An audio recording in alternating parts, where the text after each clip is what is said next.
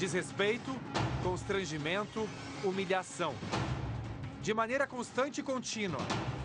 A queixa tem nome: assédio moral.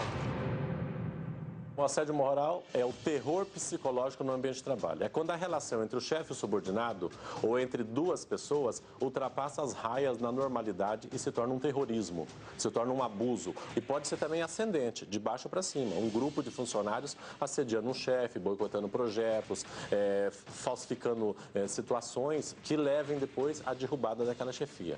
O problema sempre existiu. A lei não classifica como crime.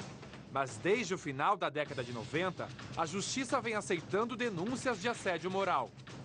E elas cresceram 600% nos últimos 12 meses. O difícil é juntar as provas. Por quê? Porque às vezes ele se dá a portas fechadas entre duas pessoas. E a dificuldade de provas é muito grande. Mas existem outros meios de prova também admitidos, como a filmagem, fotografias, e-mails, cópias de memorandos ofensivos que a pessoa recebe. Mas principalmente a prova é testemunhal. O assédio moral pode começar de maneira sutil. O objetivo é desestabilizar a vítima. Parar de falar com o subordinado é uma das formas de assédio moral, assim como solicitar tarefas impossíveis de serem realizadas ou em curto prazo. Isolar o trabalhador, deixando-o sem tarefa.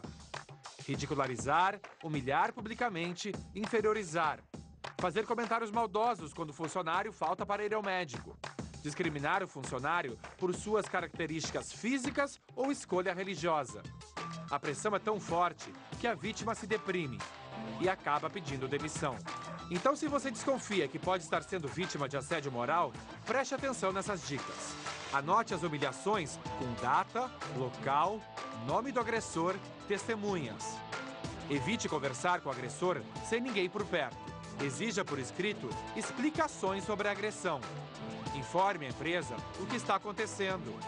Caso não consiga resolver, procure seu sindicato ou a Justiça do Trabalho. Eu vou receber visitas aqui para responder algumas perguntas, inclusive, da rua. Eu tenho o Deusdete de Oliveira, que é administrador de planos de saúde e sofre agressão moral. Como vai? Tudo bem, Deusdete? Muito prazer, muito bem-vindo, viu? Vamos entrar. Doutor José Luiz Campos Xavier, que é advogado. Muito obrigado, doutor. Obrigado por ter vindo. E o jornalista que escreveu um livro a respeito de chefes mal-humorados. Como é que é o nome do seu livro? Achei ótimo. As chefias avassaladoras. As chefias avassaladoras. O que quer dizer uma chefia avassaladora? É um chefe, um chefe absolutamente indesejado, tirano ao extremo com os seus funcionários.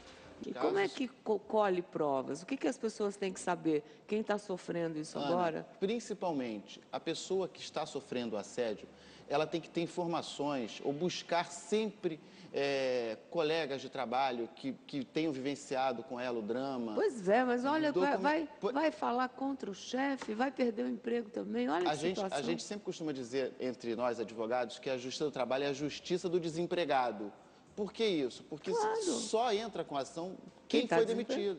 Porque senão então, você vai perder o até para você conseguir uma testemunha, é difícil. É difícil. Você tem que, às vezes, o colega que continua trabalhando se predispor a ir lá para fazer, ainda que ele tenha visto e saiba que você tem razão, ele tenta se preservar. Uma coisa, é um instinto de preservação. Tem exatamente. A gente tem até algumas perguntas aí, levanta questões. A gente foi à rua para perguntar um pouco, pois não. Tem um dado importante e que o resultado dessa pesquisa me mostrou com muita propriedade.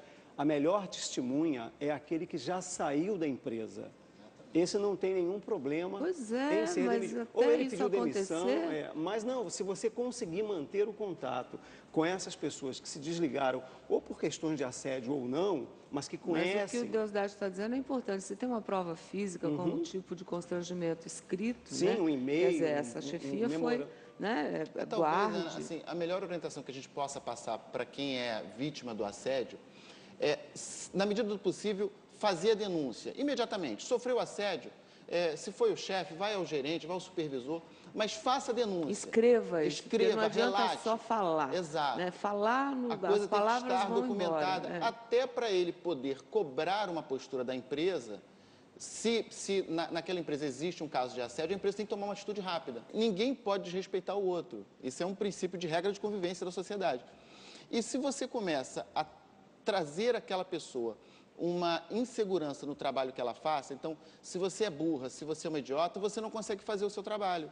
E aí você começa a perder a sua autoestima, você começa a desenvolver, de repente, uma doença, uma síndrome qualquer, por causa desses ataques.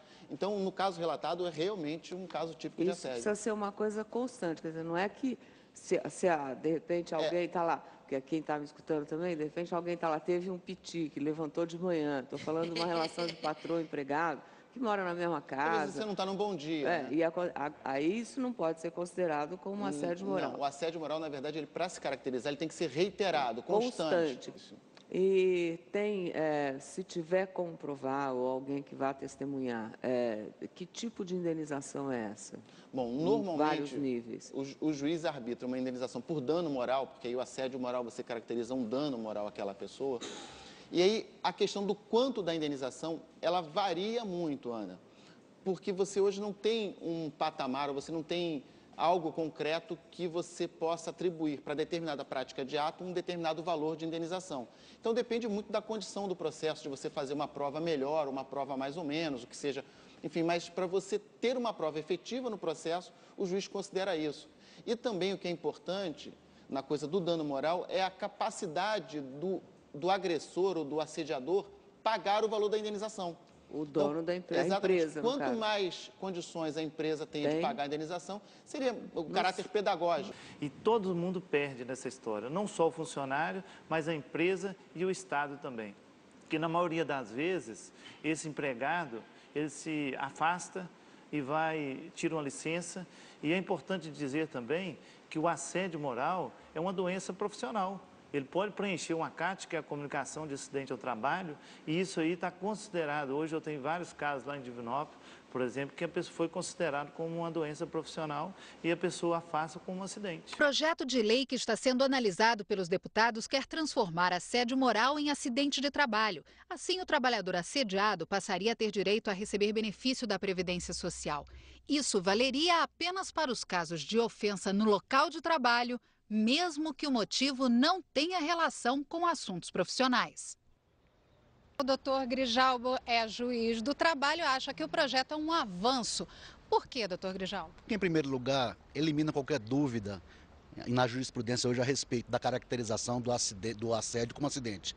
É verdade que alguns juízes já reconhecem e explicita. Em segundo lugar, faz com que o empregador transforme o local de trabalho em algo absolutamente saudável. O local de trabalho não pode ser uma zona de guerra, nem uma zona neutra. O trabalhador tem que adotar medidas preventivas para oferecer as melhores condições para evitar os atritos, os conflitos e, a partir daí, a gente tem uma sociedade ética fundada no princípio da dignidade da pessoa humana.